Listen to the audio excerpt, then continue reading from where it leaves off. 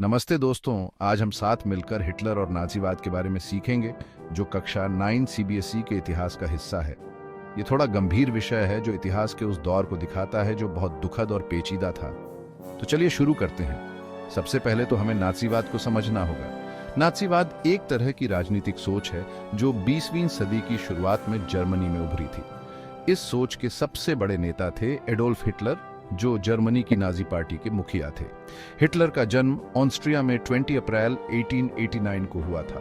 पहले वर्ल्ड युद्ध में जर्मनी को हार मिली। उसके बाद हिटलर ने राजनीति में कदम रखा। 1920 के आसपास उन्होंने नाजी पार्टी बनाई और अपनी विचारधारा का प्रचार करना शुरू कर दिया। हिटलर की विचारधारा में सबसे अहम था नस्लीय शुद्धता का ख्याल। वो आर्य नस्ल को सबसे ऊपर मानते थे और यहूदियों, रोमा लोगों और दूसरी छोटी जातियों को घटिया समझते थे। हिटलर ने बहुत ताकतवर प्रचार करके लोगों को अपनी तरफ खींचा।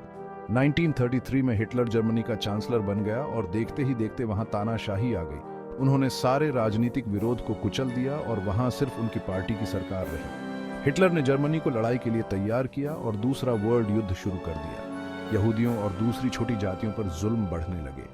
लाखों लोग यातना शिविरों में मारे गए। इस भयानक दौर को होलोकॉस्ट कहा जाता है। 1945 में हिटलर हार गया और उसने खुदकुशी कर ली।